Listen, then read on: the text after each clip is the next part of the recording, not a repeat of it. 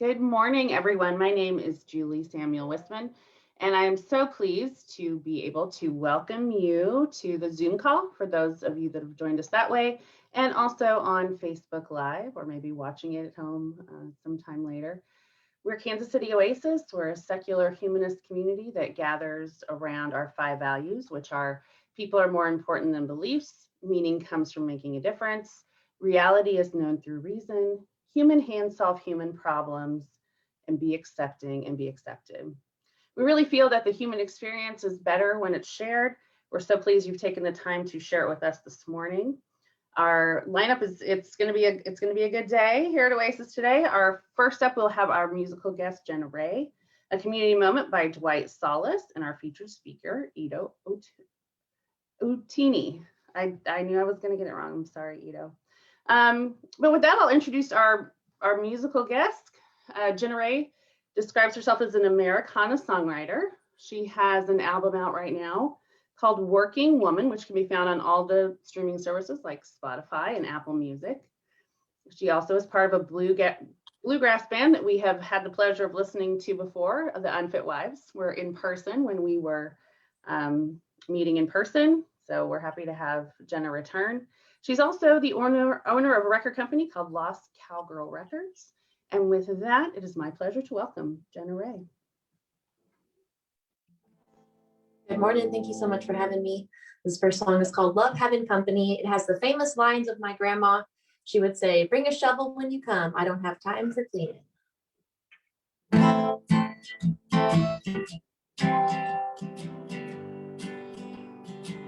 Come in and make yourself at home. I've got some cookies on the stove. My fridge is full of lots of beer. Think that you will be happy here. But don't expect expensive things, because I just don't live that way. But if you are my friend, you know, and this'll be no surprise to you. I don't have nice china. My coffee cups don't match. Still saving up for that new toaster. I will admit my curtains flash. But I still love having company. So why don't you come on in? Just bring a shovel when you come. Don't have no time for cleaning.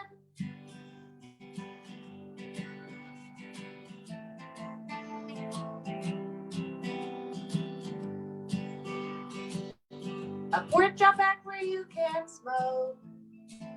Just take the dog out when you go. The dishwasher's been broke for days. Who needs a clean plate anyways? But don't forget to bless your food, for this life's been good to you. Don't take your shoes off at the door, not what the welcome mat is for. I don't have nice china. My coffee cups don't match.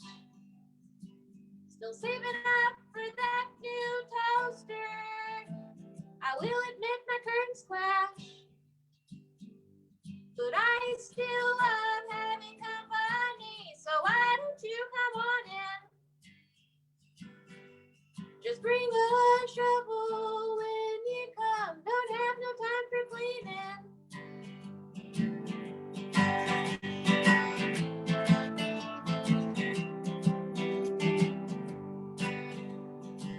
So grab a mug off of the shelf. A glass of wine's good for your health. Let's sit upon my antique couch, left over from my grandpa's house. So many pictures on my walls, memories both big and small. It's a fine and dandy place. Who needs the fancies anyways? I don't have nice china. My coffee cups don't match. saving up for that new toaster. I will admit my curtains clash, but I still love having company. So why don't you come on in? Just bring a shovel when you come. Don't have no time for cleaning.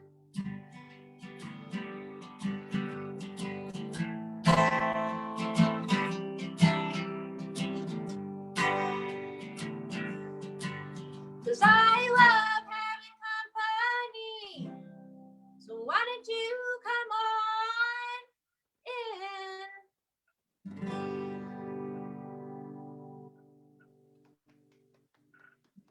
Sorry, just one set of hands clapping.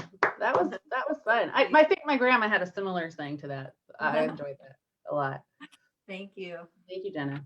I'm looking forward to having company here someday soon. I miss it. So this next song I wrote is called Masterpiece, and it is just about kind of looking back at your day at the end of the day and seeing, everybody that you saw, everything that you said, your sunrise and sunset kind of being your masterpiece for the day, and just kind of seeing your life as an art. So this is called Masterpiece.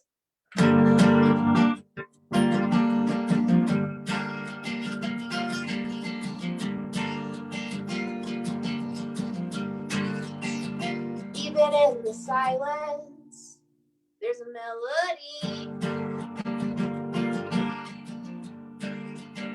There can't be forgiveness without sincerity. There's a tree in my backyard that is dying and needs cut down, but the shade that it brings upon my shoulder will be no more.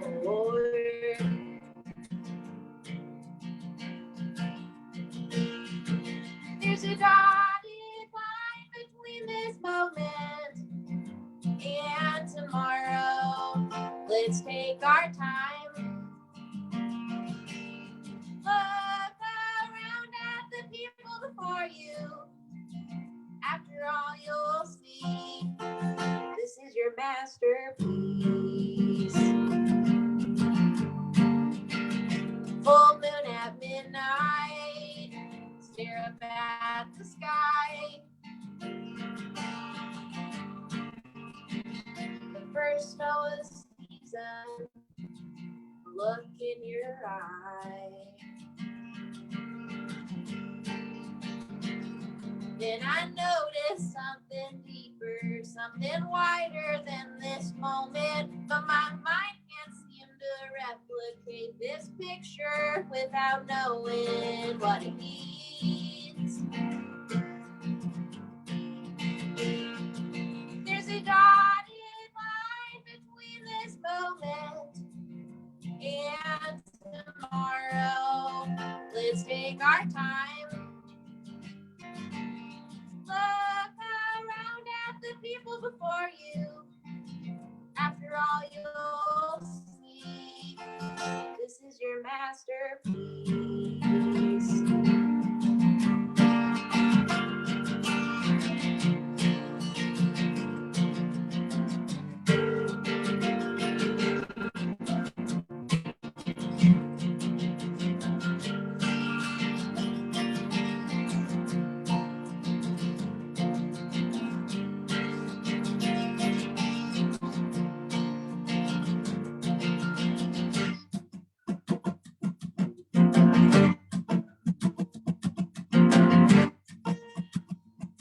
There's a dotted line between this moment and tomorrow. Let's take our time.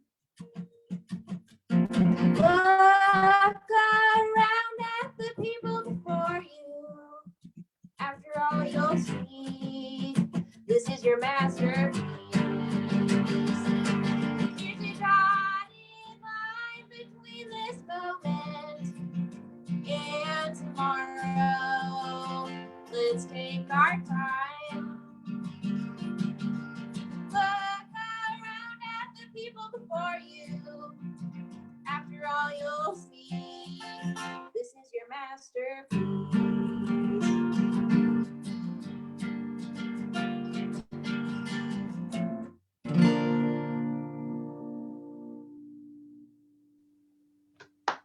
Wonderful. Thank you so much. Thank you for having me. To hear from you again, and we'll look forward to hearing from you later in our program. So, everybody, again, Jenna can be found on all the streaming services with her new album, Working Woman. So we'll be looking forward to hearing more from you in just a bit. So with that, I'll move into some announcements. First of all, we have an open board meeting scheduled next Monday. I should be more specific because tomorrow is Monday, not tomorrow. A week from tomorrow, we have an open board meeting from 6:30 to 8 p.m. You can come and hear about what we've been up to, sort of what's been going on, and as well as we'll give you some various updates from the board. So please come join us the 29th, I believe, 6:30 to 8, and that will be an event in the public page. So when we get to that. Again, for celebrations, it looks like we have Dale Sowell's birthday was yesterday. So you might reach out to him via Facebook and wish him a belated birthday. If you have a celebration, something going on in your life that you'd like to share with the community that we can celebrate with you, please let one of the board members or one of the MCs know, and we'd be happy to share with you that on a Sunday to come. So for now, Dwight, if you're ready, we're going to move into our community moment. I was given some words of introduction, 3 words to describe Dwight, as well as a warning label. The descriptors are burnt marshmallow, squirrel, and filterless, which is a surprise to him. He didn't know what they were going to be. And if he had a warning label, it would be don't poke the bear. So with that, we are going to turn it over to you, Dwight. Oh, I can't hear you, my friend.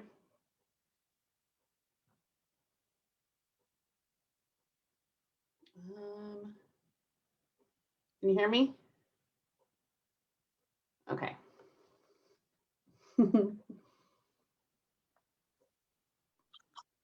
Can you hear me now? I can hear you now. There you are. Sorry, we're outside. Oh, great. It's easier for my setup. Can you hear me and see me okay? Yep, now everything's fine. All right, so here I go. Does anybody here like to play with battery operated toys, or is it just me? No? Okay. So Bain and I race RC cars here in the metro area. Not only do we race, but we also do some rock crawling, trail runs up to 2 miles. We also do drag racing, which consists of 2 cars going against each other for 110 feet, which I'm sure most of you, whoever knows about it, like at the end of the trip wins.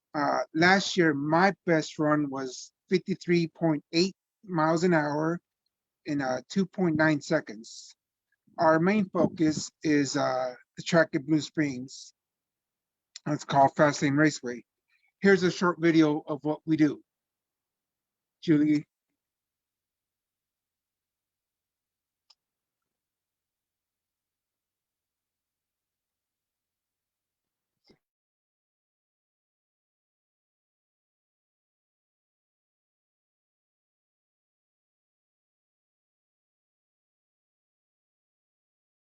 There's roots where I stand. Oh, I've been running from the law. Hope they won't shoot me down soon.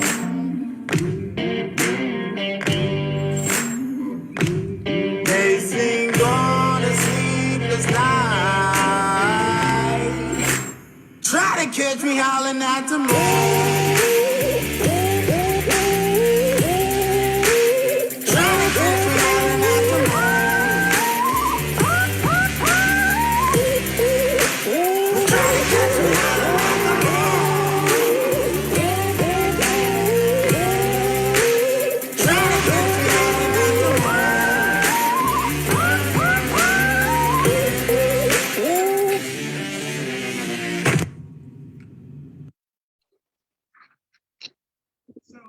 Everybody at ease. I forgot to mention that this film was this was produced before the pandemic, so that's why you don't see us wearing any masks. We now wear masks and we keep our social distance. I just want to take that out there, put that out for disclosure. So continue my presentation. About 4 years ago, I got into a hobby by buying my first car, which is this one. This was my very, very first car that I ever bought about 4 years ago. Sorry, you got my notes here. And they told me about a place called Fastlane, but I just really want to be a basher. That's what we call in the biz. You know, we just take it to skate parks or just drive it up and down our streets. Or go to a skate park, like I said. About November, December of 2019, I took my little short course truck and decided to try this track out that I was told about earlier in the year. Come to find out that there was a minimum of 3 cars that have to fit in the same class. Luckily, this little thing fit in that class. So I was able to race, and with no surprise, I came in third out of 3 people that was in it.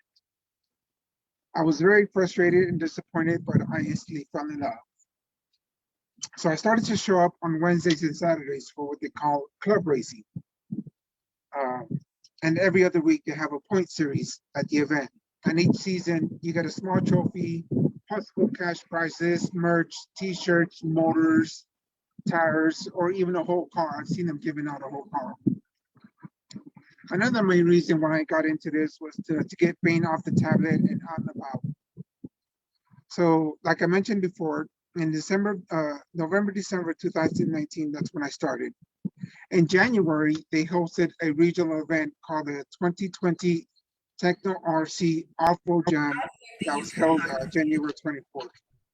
I entered it in the novice class, and with dumb luck, I came in first place. Julie will show the picture. Bane was so excited, he came up to me, really choked up. He came up to me with the biggest smile. It's like, I just knew it. He came up to me, he's like, I knew it. I knew you were gonna come in first place. It made me so happy that he was so happy. And now honestly, look, it got me choked up. Okay, now to the classes. There's like 21.5, 17.5, 13.5, 10.5, so on and so forth, all the way down to 2.5, which means the number of turns indicate how much wires are wrapped inside the motor. The higher the number, means more wire does more resistance, resulting in the slower motor. So turns with a lower number means faster motor. Put it simply, a 4.5 turn motor is faster than a 21.5 motor. There are brushless and brush motors. Traxxas, which has been the most popular ones, are these. These are Traxxas being one of the most popular, well-known in the RC world. They were the first companies to come up with a RTR model, meaning ready to roll with a 12-turn brush motor. For those that don't understand what a brush motor is, here you go. A brush motor is a configuration of wire coils. A brushless motor contrasts a utilized magnet as an external motor. Brushless motors are typically 85 to 95% efficient, whereas a brush motor are about 75 to 80%. If this hobby is something that you and your kids would like to get into, I recommend the Track/Short course or the Tracks Bandit, which is this one right here. They both have the same parts and replace the plastic shocks and all that. Oh, crap, I missed the whole page. Sorry.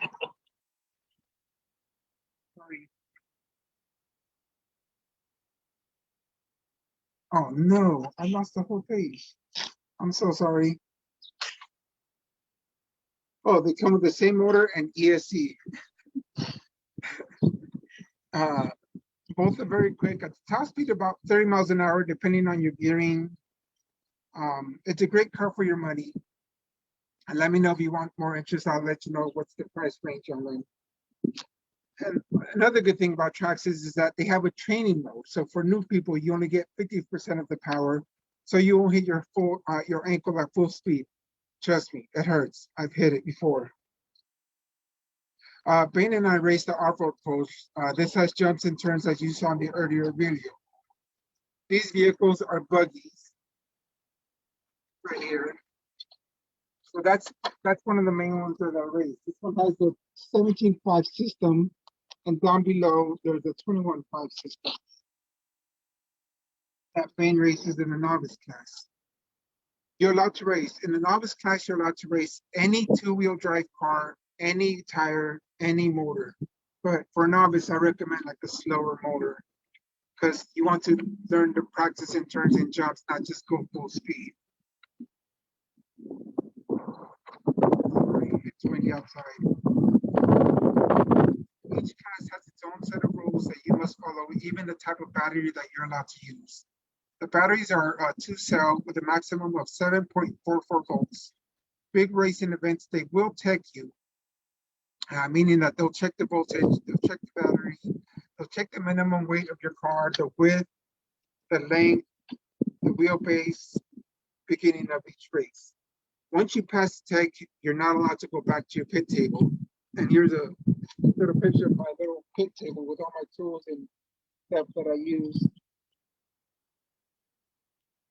At any moment, any club racer can ask a racer to be tech. Personally, I've never seen anybody get caught for cheating, but I'm sure it happens. Now I want to show you what I have on these little cars. So, like I was saying before, the Slash. So these are just the basic Slash cars. There's, this is a four-wheel drive car. As you can see the drive shaft in the middle. And these are two-wheel drive. This is the same car, exactly like this, just a different body. This is for oval racing. So these are just oval that we go around in circles. And these are just the buggies that come ready to roll.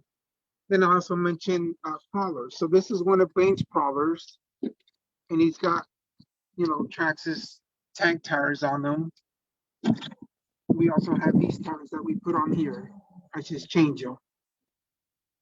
We also have different bodies. And these are just lights that I put. And actually, these lights, when I hit the brakes, these lights actually get brighter. So that's one cool thing about it. We also do carpet racing. And this is one of my semi trucks that I race. And this is the same chassis as this. You just see the difference in them, but it's exact same chassis. It's just different bodies. One of them is for semis, one of them is for cars. Now here, this is the basic chassis that you have. And that's how it comes. And then this is with all the, innards and battery and steering servo motor and stuff. And this is what you call the off-road. And then here's the on-road. Oval, sorry. This is oval. This is the same. These are all the same ones. It's just a different body. And again, this is set up for oval. You can see that it's got different springs because you want it to have different weight in the turns and stuff. You want this one to be bouncy. You want this one to be stiff. So just depending on the body. Here's another one. This is another dirt oval. Again, same chassis. These are all the same chassis. It's just depending on the body that you want to put. Finally, these are the stadium trucks. This is the off-road stadium truck. And here's this. And then here's my drag car that I built. This chassis and this chassis is exactly the same. It's just different bodies. And you can tell that I have to put a wheelie bar because these things scream. These are stupid fast. And then finally, these are my 8-scale cars. These are 8-scale buggies. And these will go up to like 70 miles an hour, just the way it sits. These are depending on your gearing that you use with the batteries. But these things, these are very, very fast. last night there was a small event that we had, and Julie's gonna put up the pictures of what I did last night, and I think that's it. We're done. So we can, tell us what you're holding, what you and Vane are holding up though. Is that the I'm prize? sorry, what was it? What are you holding up in What there? are you and Vane holding up? Oh, so these are trophies from last night. With Bane, there's only first and second because the third person, he's an adult and he was being a child, and he got pissed off that two little kids beat him, so he left without taking a picture. Oh, You know, so then bad sportsmanship is never good. I'm sorry. Everybody. I said bad sportsmanship is never good, everybody. Yeah. So then in the picture of me is actually this car that I raced last night. This is just bone stock. There's nothing fancy. This is just straight out of the box. You're not allowed to do much to them. You're not even allowed to change the tires. You got to race them the way they come out of the box. So these are the cars that I recommend. The Track Slash and the Track Bandit, if you really want to just get into the hobby, those are the two. And they're both literally under $200 ready to go with batteries. That's awesome. Okay, so Nikki is suggesting that we might have to have a Oasis RC Racing Club / league. Yeah, that'd be awesome. Yeah. So yet another goal for when we oh, and David says there's a gargoyle on the stairs. That doesn't seem kind, David, but yes. Someone Oh yeah, that was Bane. Yeah, Vane. We got to see your, I don't know that he can hear me. Yeah, you'll have to say we got to see his trophy from last night, so that was exciting. Well, thank you so much for sharing that with us. Yeah, sorry that I was nervous. I see you tinker. I see you tinkering every Sunday, and now I know what else going on. Thank you so much. That was fantastic. Thank you. Okay, so if anybody would like to share with us, just like Dwight did, you can reach out to Mark Dixon, who is always looking for members of our community to share what they're passionate about, something they care about, something that's happened to them along their life's journey. If you'd like to share, then please reach out to Mark. Okay, so this next part is going to be tricky. It's going to be very difficult.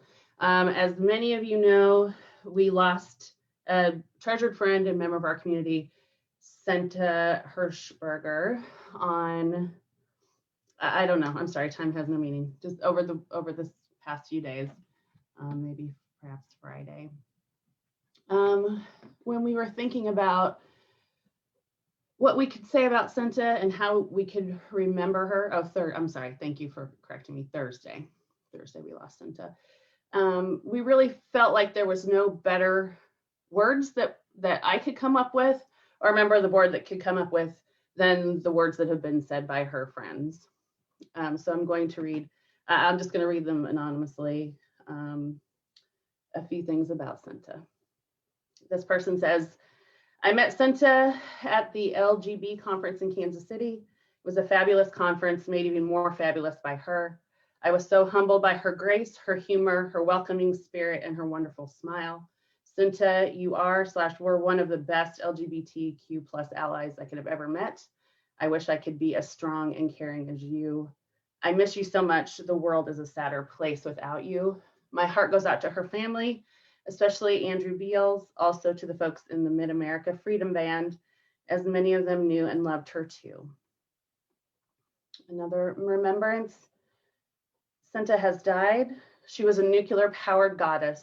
She is what happens when care and love and full-throated joy meets the world first. Grief for her cuts a deep swath among us, and our hearts hurt. Earlier this week, a lovely lady passed away. My heart is broken, not just for me, but for the many people in her life that will miss her, particularly her kind husband, Andy. She was smart, funny, kind, compassionate. She made an impression everywhere she went. She filled the room with her personality. What a smile. She also gave the best hugs. This is from a sister. Senta fought a very long, tough battle with pancreatic cancer, and sadly, cancer won. She was a fighter like no one I have ever seen. Through it all, she kept her spirits up, never giving up on the fight. She will be missed by so many. and maybe this is the last one I can make it through. I didn't have the ability to write something about Cinta's passing yesterday. I'm still in disbelief. It has been bittersweet seeing all the posts of those who loved and cared for her. It is a testament to the lives she touched. I want to celebrate her life, but the sting of her death is difficult. The world has gotten quite a bit dimmer without her in it. As someone who did not have family, Cinta was the very embodiment of it. No matter the amount of time that passed, she loved so fiercely and cared so deeply for everyone, even if she hadn't seen them in a while. When I was at my lowest, Cinta had the strength to pull me up. It could be said, without any understatement, that she had the strength to pull everyone up around her. She is quite possibly the strongest person I've known, and she will be greatly missed. So Andy has announced that once, the world gets back to normal, at her request, that he'll have a potluck will be held, and a service, and not a service, but a remembrance of her with good food. So that's something that we have coming in the future. Again, our hearts go out to Andy and Ben. And with that, we're going to send everybody into breakout rooms. Maybe we can commiserate a little bit, offer some remembrances of Cinta, and I'll see everyone back here in about 10 minutes. Thank you.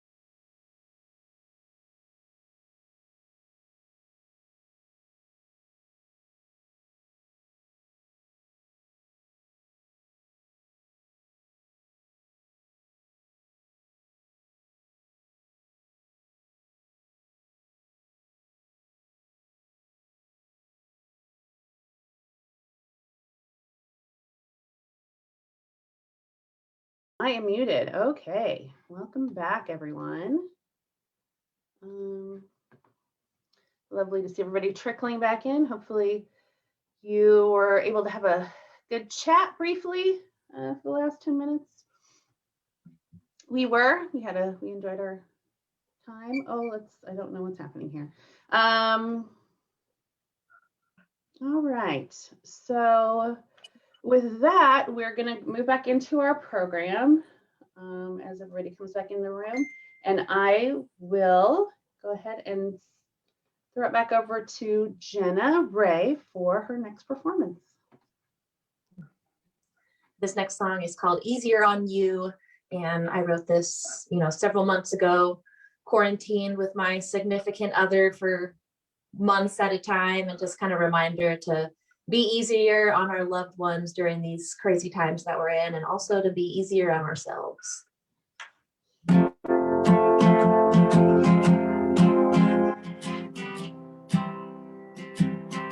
I'm gonna be easier on you, so much easier on you. My love is true, I know what to do. Oh, I'm your little spoon. I'm gonna be easy, so much easier on you,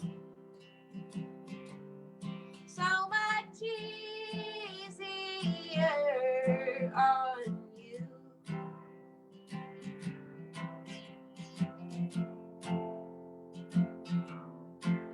I said, baby, you know how much I hate when I am wrong. With you is where I belong. I'm gonna keep my cool. I said, honey, our love is like the wind that blows in the spring. Sometimes it knocks me off of my feet, sometimes it tangles my hair. I'm gonna be easier on you, so much easier on you. My love is true, I know what to do. Oh, I'm your little spoon. I'm gonna be easy, so much easier on you, so much easier on you.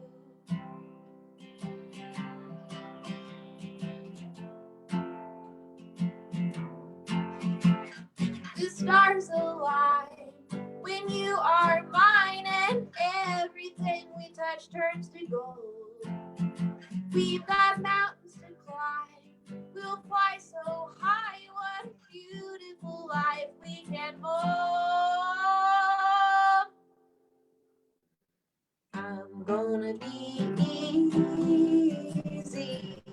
easier on you, so much easier on you.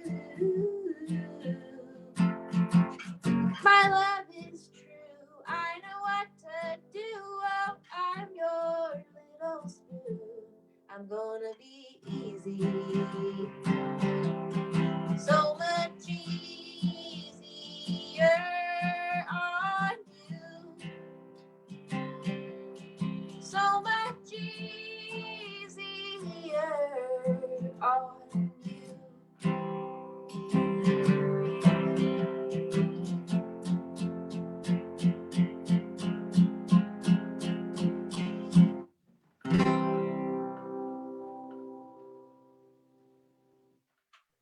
What what a perfect song. That's great. Now, you said you wrote that during this past year? Yes. Yeah.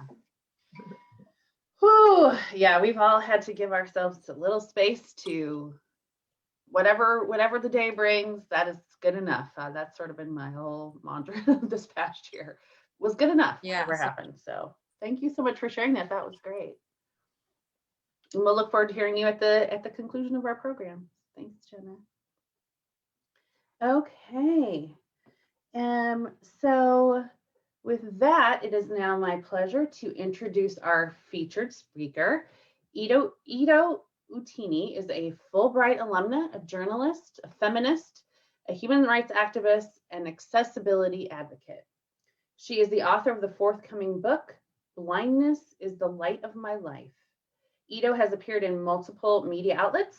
Her work has been featured in the Chicago Tribune, Medium.com, Thrive Global. She's been on KKFI and more. Itto is an international motivational speaker, both in person and online. And by being a voice for the voiceless, she has a drive for success and shines light to inspire others. And so with that, please give a warm Oasis welcome to Itto. Let's see if we can. Okay, are we able to get Itto unmuted? Let's see here. It's not letting me. Let's Okay, Itto, I'm sorry, you might have to use your voice request to unmute, Itto. I apologize. I thought we could do it for you. Oh no. Try it again. Try one more time.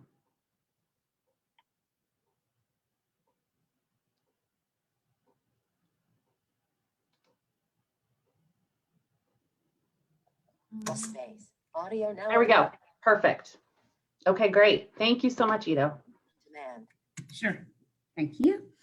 Hi, everyone. This is Itto Outini. I am totally blind. So, yay. You guys can see me, but I can't see you. Thank you for inviting me to speak and share my life experience as well as knowledge and everything with you guys today. And where did I come from and all of that. I am so happy to get to share all what I can with all of you guys. So I was born in Morocco. Morocco, a lot of people would ask me, especially when I went to Iowa. If there is someone here from Iowa, please excuse me, but people thought Morocco is in Arkansas. So Morocco is in North Africa.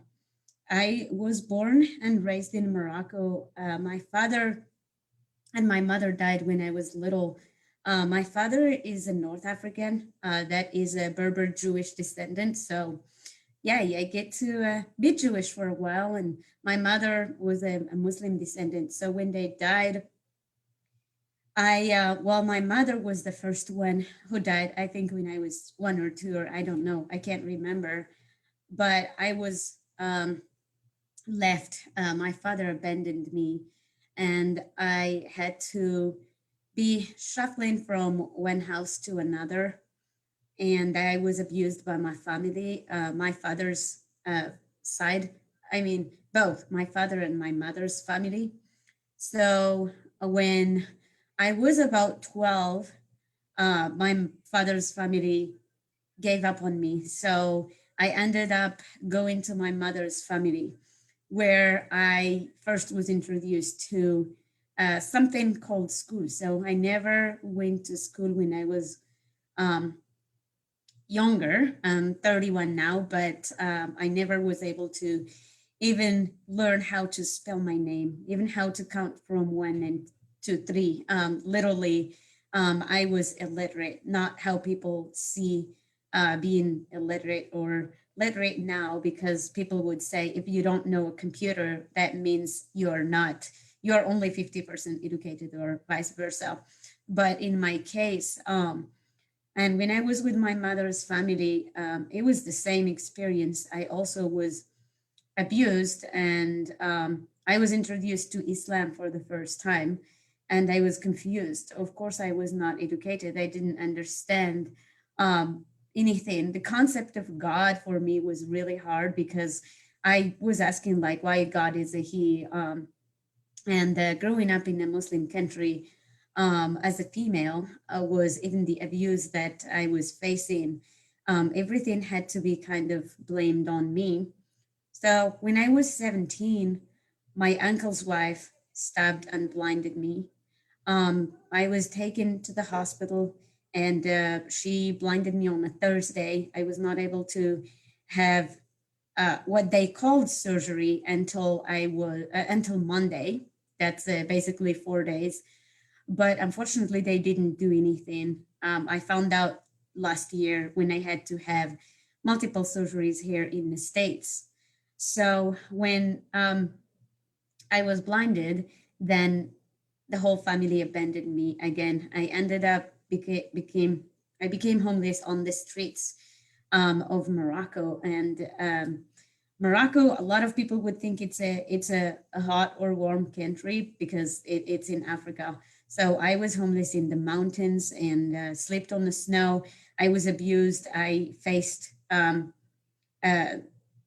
sexual and physical, emotional, and all the basically forms of abuse, which led to 3 abortions. And of course, that is something that no one can imagine how it could be done in a Muslim conservative country for even a woman who is not disabled, let alone a disabled woman. It was really hard to navigate. But still, I saw that the only way for me to overcome all of that is education, because education is what lightens the mind, and it is the only way to change the self as well as the world. So I was, thanks to a taxi driver, and he told me that there's a blind school. I went there, and there was a person who faked certification saying that I actually studied at her school until the 5th grade. I remember the first day I went to school when I was 17, my teacher asked me, and she said, "How do you spell your name?" And I burst into tears because I didn't even know what does that mean to begin with. And she kicked me out of her class, and I went out and I met a classmate who is my best friend up to today, and she taught me Braille. And I went to my teacher and I told her that I knew how to spell my name, and literally she thought I was lying to her. I learned Braille. Braille is a method that blind people use to read and write. I didn't have technology back in Morocco, so I only did my education in Braille, and also a traditional way of having a sighted person read to me and take my oral exams and all of that. I started school from the 7th grade, as I said, in 2007 when I was 17, and I was homeless for 6 years while doing my schooling. An American couple whom I am thankful to, they heard about a homeless blind woman being on the street. And the main reason I bring them whenever I speak or I meet someone is that who is going to be courageous enough to take a homeless person and take care of them, let alone a homeless blind woman who was not even that educated. I was in the end of my year of the 11th grade. They took me under their wings and they took care of me, and they considered me like one of them and paid for my schools and my education. I, because of what I faced as homeless, and I was hoping that the media would give me attention and write stories like mine, I questioned the authority of the media in Morocco. I applied to journalism school. I was admitted to journalism school because there was nothing that would indicate that I was blind. But when I came, they said they have a name, Itto Outini, but there is nothing that indicates that I'm blind. Therefore, it was a wrong person that came there. I went in the bus and I thought I will be chasing journalism until I get it.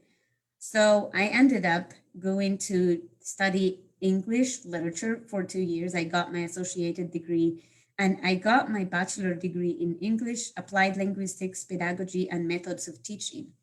Then I went to Asia and I did internship, and I applied to the Fulbright Scholarship, which is a prestige international exchange program and sponsored by the US State Department. And I was selected to pursue my master's degree in journalism and strategic media at the University of Arkansas in Fayetteville, Arkansas. When I came to Arkansas, the first time that the media gave attention to my stories when I got the Fulbright. I was interviewed and my story became very public, not only in Morocco, but worldwide.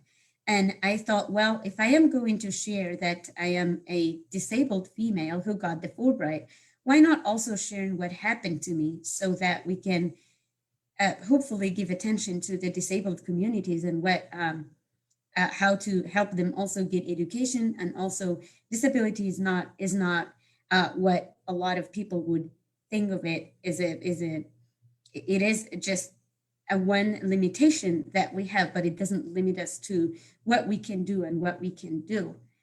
Things became hard and I couldn't go back to Morocco. Thanks to my lawyer and my friends, I ended up seeking asylum, and now I am an asylum. I was approved for asylum last year, and I am here in the States as an asylee.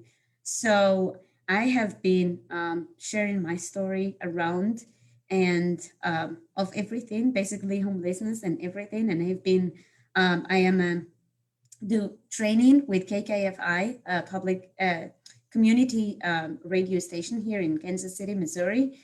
And thank you so much for listening to me and for joining today. And if you guys have a question or that is not clear or something, I'm happy to answer it. Thank you. I'll facilitate the questions. So we've asked people to put questions in the chat. I, of course, have lots of questions, but we'll start off with one that's been submitted. Can you tell us a little bit more about the asylum process? I feel like we've, heard a lot during this last presidential administration about asylum seekers. And if you could sort of walk us through your process, that would be fascinating, please. Yeah. So actually, I was really scared because of the former administration and how it put really, it has redefined the whole thing, asylum and the entrance and all of that. But I actually came here in 2017, the summer of 2017 as a Fulbright scholar. So, but seeking asylum was very painful because I was scared. Every day I had a thought that, I may be deported. And I was thinking, well, if I get deported, where would I go? I am blind. I can't see where I was going. Or, I had someone who said, go to the airport and run away. I'm like, how a blind person, there is no way could run away. So I consulted with a lot of lawyers. I can't count them, but I was denied because some of them would say, if you only were this, this, and that. And I was on J1 visa, which is an exchange, lots of exchange students. And one of the programs is the Fulbright program. And it's really hard to waive or overcome that visa. But I ended up finding a really amazing lawyer and her students. It's a law school at the University of Arkansas. And she took my case, and actually I know two other people who are seeking asylum, and it's been for one of them 7 years waiting just for an asylum interview. Wow. I submitted my asylum claim in December of 2019, and I was actually really scared because I got, instead of them sending me just the receipt that people keep for years and years, they actually sent me the interview invitation and the biometric appointment. So everything was done. But when the pandemic hit, then I had my interview in March of 2020. And I thought, well, now the government will literally forget about me. But I guess I was lucky. My asylum officer was really compassionate. And she, the questions, of course, it was a 3-hour interview. That's one of the topics. I'm a delegate for Arkansas with the Refugee Congress. You guys can check it out. Refugee Congress organization. It's a non government and it's a national organization. We have delegates from all over the country and Washington, D.C., where we advocate for asylum, refugees, and vulnerable immigrants. And I represent Arkansas as a delegate. But it was, as I said, terrifying. And when the pandemic hit, I was hosted by a family, and it was raining, and I would think literally that I lost the letter. Maybe the letter is a denial and I have to leave the country in 30 days. And where would I go?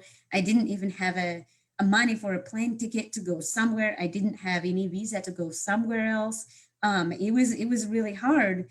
And it's not an easy process, no matter who is in the administration, whether if it's Trump or someone else. I really hope that people would read and understand and not, I am a journalist, but not just take whatever out there the media are putting out there, because it's, as I said, it's a really painful and hard and terrifying process.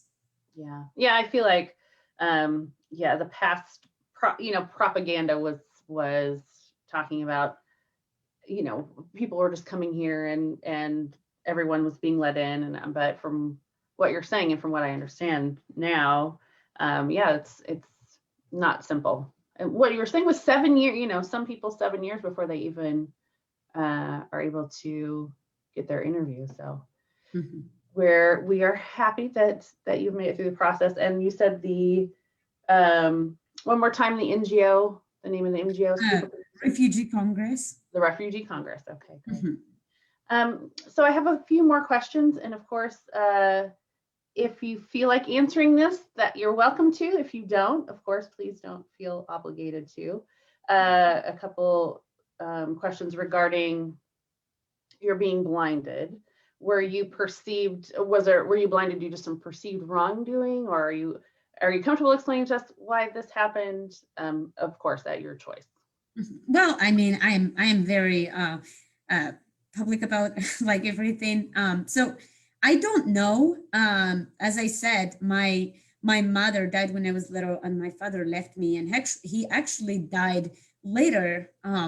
So I think just the fact that my uncle's wife didn't want me to stay with her, but in that day when she blinded me, there was no conflict. Like, I don't know. It's funny enough that she came to see me in 2014 and she didn't even bring it up.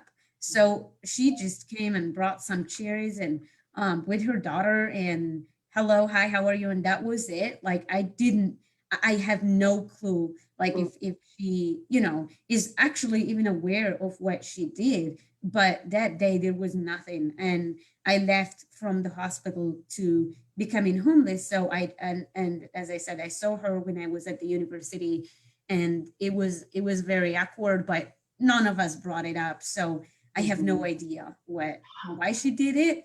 And there was no conflict while she did it. Interesting. Wow, that's and how does that, how do you feel about the fact that you're not sure why that has happened?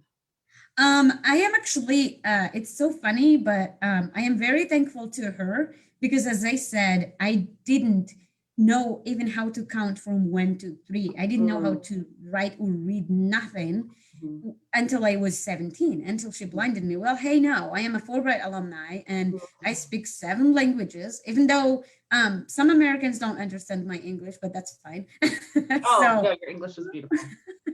So, I actually, I am writing a movie, which I hope it will be, or a play or whatever, what it will end up being. But if I get to give her a gift, it will be a golden house, because she gave me the chance to educate and enlighten myself. And I am very positive about being blind. That's why the title of my book is Blindness is the Light of My Life. I've been traveling. I am very happy and a positive person. A lot of disabled fellows like myself, there has to be a God or something. I am very public atheist, and I am very positive and hopeful for the future. So I I am thankful to what she did actually. So, That's and a great attitude. I really appreciate you sharing that with us. Okay, so I'm sorry, kind of jump back to, there was a question after we talked about your asylum seeking. What are the person is wondering your case for seeking asylum. What did your lawyers and et cetera use as your case? Was it due to your journalistic activities or criticism of religion? They're just curious about your asylum. So it's so funny, but my lawyer actually, we make fun of it. She says, you have really good titles. So there is 5 grounds to seek asylum. I met all of them and more. So we put everything that is out there, actually. Religious persecution, because Morocco is a 99% Muslim country, if not 100% Muslim country. You can't be public Christian or Jewish or nothing, like atheist. It's born Moroccan citizen has to be a Muslim. Journalism, of course, and also she concluded with I forgot now what she calls it, but it's no, humanitarian asylum, basically on how the disabled and women and it, like basically, as I said, I fit all the criteria. Well, that's hopefully that is what was able, we were able to get moved up the list if you meet all the criteria. Okay, so now we have someone that would like to talk a little bit more about the program at KKFI that you're involved in. If you can tell us a little bit more about that. So I have I moved to Kansas City about 3 months ago, and I've been looking for volunteering, doing things that I love, and I am a journalist. So I basically do whatever needs to be done. I am going to be, as I said, on Radio Magazine this Tuesday at 6 p.m. You guys welcome to tune in. I will be interviewing some individuals from the Refugee Congress. And I was twice. One time I shared my life, and last time I did the Alpha Point. It's a non-government organization that I am training on how to use technology and also reading Braille and all of that as a blind journalist. And I am also training on how to operate the soundboard. That is, I'm really enjoying that, and I love it. There is some challenges to it, but I love challenges. I think my life wouldn't be as exciting as it is without me having challenges. So that's what I'm doing there, and I'm hoping to be doing audio theater and podcasting and everything that is journalism related. That's awesome. That's awesome. When you're doing your journalistic endeavors, do you focus largely on human rights and the struggle of women, or your accessibility? Are those sort of the main topics that you are covering in the work that you do? Basically all of it, everything that is related to human rights and everything that is related to minorities and social issues. I would like to go, philosophizing and all of that, but I don't know, because we have to go to the level of the lowest person in our audience. That's what I believe in journalism. We have to do that so that because a person who is well informed in a topic wouldn't need as much help from a journalist as much as the one who needs the knowledge. So right. Yeah, we're big fans and friends of KKFI. There's been several of us that have had relationships with that station over the years, so we're happy that you have joined them. So here's a question, and maybe with the pandemic it's been a little bit harder to navigate Kansas City, but what do you think of Kansas City so far? Do you like it so far? I love it actually, and I really I'm making fun of missing Arkansas because I have a prosthetic eyes, and in Kansas City people would be like, your eyes are so beautiful, and I'd be like, they're not even mine, and it's like an ice break. But in Arkansas people would say, oh, God gave you those eyes. So I love it here. Even though the pandemic, but I've been able to make some friends and go out sometimes. Even though I go for my training from Monday to Friday, but I enjoy the weekend and go out with friends and all of that. So it's been fun. Okay. Oh, and we have I'm going to just read a little comment from Daryl Ray. Maybe you can tell us a little bit more about this.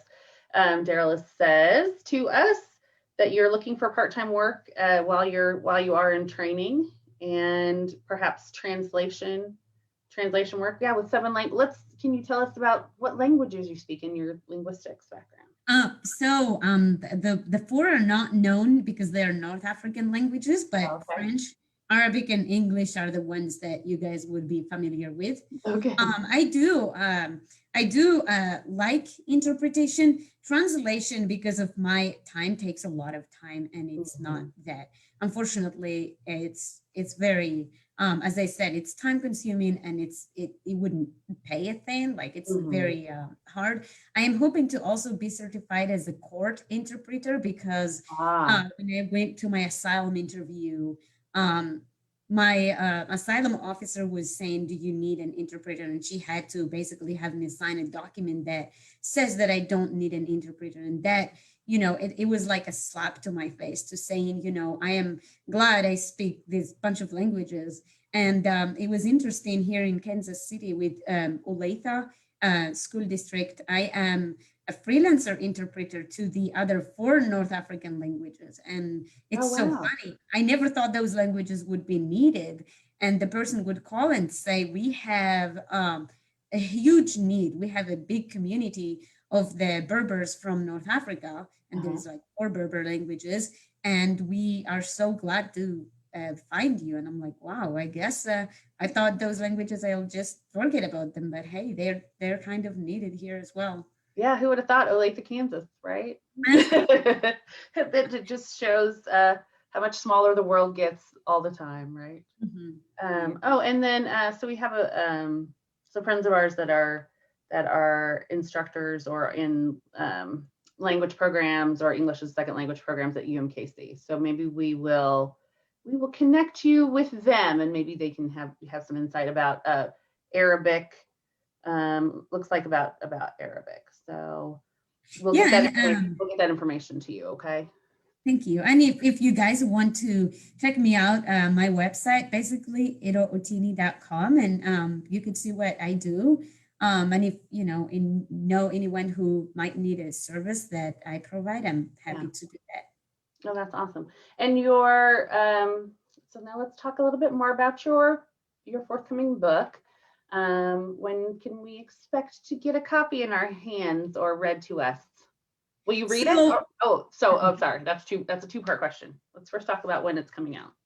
So I was hoping that it will come out last year, actually, last October, but I am finding some delay on the editing, and I find out that I have to have a job to, it's like having a baby. Basically, writing a book is like raising a baby. So if I get grants to finish the editing, it's written, but I still have to clean it out and edit and all of that. But I don't have the exact time yet, but hopefully soon. So yeah, I think it would be great narrated by you. So that's my plug for the next thing I think you should. I've come up with a project for you to read to us your book as well. Okay. Yeah, so that's great.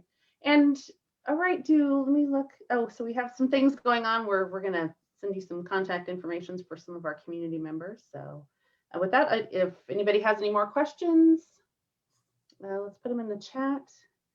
And if not, we are so pleased that you are able to join us this morning. And you are, so maybe and again, you said Tuesday at 6? Yes. Okay, Tuesday at 6. And can you remind us what the numbers, I don't know off the top of my head the number, the radio station numbers for KKFI. I think it's 90.1 or 9. Yeah, 90.1. We can Google. Sorry, I didn't mean to put you on the spot like that. I'm so, yeah. So, somebody in the chat, it must be somebody beat me to Googling 90.1. So 90.1 Tuesday at 6 o'clock, we can hear Itto. Thank you so much for joining us, and I hope that you will drop by and visit us anytime. And oh yeah, hopefully after the pandemic, or yeah. I'm so eager to be out there and just Well, great. No, we would love to have you back. Maybe once you get your book completed, you could give us a brief reading or something of that nature, but we will look forward to seeing you again hopefully soon. So thank you so much, Thank you Itto. so much. We appreciate you sharing your story with us today. All right, Kansas City Oasis, what a morning we have had. This is just a reminder that Kansas City Oasis is a 501c3 nonprofit. We're entirely volunteer staffed and donation funded. And our program today is just part of a wide range of inspirational, educational, and motivational speakers and local musicians. So if you appreciate what you've seen and heard, please consider making a donation. The easiest way to do that is to go to kcoasis.org and click on donate at the top of the homepage. And with that, it is my pleasure to welcome back Jenna Ray, who will finish out our morning for us.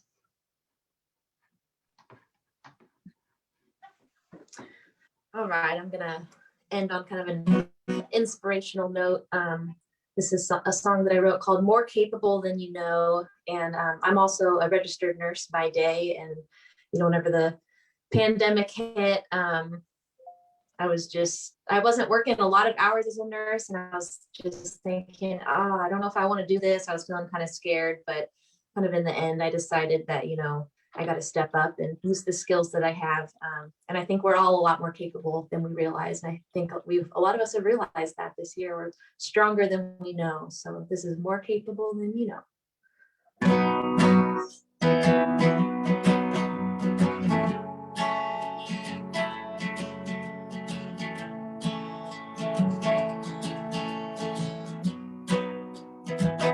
You might just be one of 7 billion people on this earth. Dig down deep in your soul and know your worth. 'Cause there is no one else with your heart or your fingerprint. And I'm giving you this hand to go and change the world. If you feel lost, don't back up.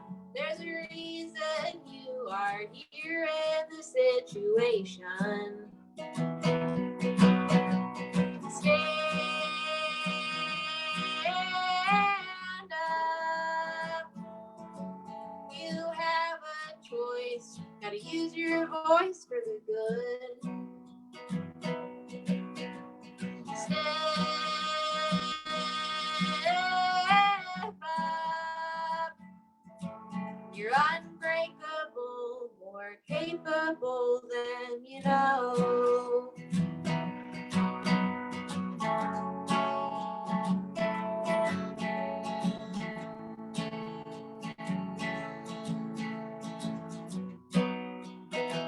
It doesn't take that much to put a smile on another's face. If you go to the place where they come from, the road may seem dark, but you are made of so much light. Don't give up the fight till the race is won. If you feel lost, don't back up. There's a reason you are here in the situation. Step up. You have a choice. Gotta use your voice for the good.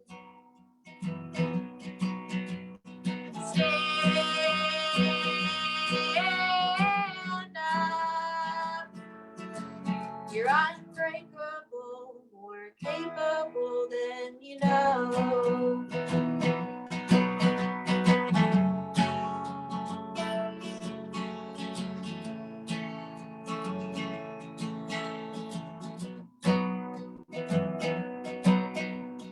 Someday we'll be talking our kids, and at night we'll tell them how we risked our lives on the front line, helping people to survive. If you feel lost, don't back up. There's a reason you are here in this situation. Stand up. You have a choice. Gotta use your voice for good. Step up.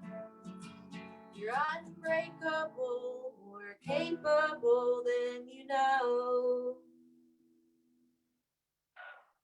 All right. Hopefully you can see everybody's virtual applause since you can only hear mine. Thank you for having me. Oh, thank you so much, Jenna. And we'll look forward to, again, for you to join us once hopefully the world gets back to normal, hopefully sooner than later. But yeah, thank you so much for returning and playing for us today. Anytime. Oh, sorry. So just a reminder that Jenna has an album out called Working Woman on all the streaming services, Spotify, Apple Music. And you can also see what she has going on at Lost Cowgirl Records. So we really appreciate her joining us this morning. And with that, it is my pleasure to also thank our other guest, Dwight Solis, for sharing his community moment with us, and Itto Outini for telling us all about her journey and what she has been able to accomplish. And it was just a great morning. So with that, it's spring. It's spring, y'all. Happy first day of spring yesterday. I know that has lifted my spirits considerably. So if you're able to get out and enjoy some sunshine today, or maybe, I don't know, maybe rain's your thing, maybe rain later this week, and just seeing sort of a reset this year that I think is much needed. I hope you have a great week. I look forward to seeing you all again next week. With that, I'm Julie Samuel Westman. This is Kansas City Oasis, and we'll see you next time.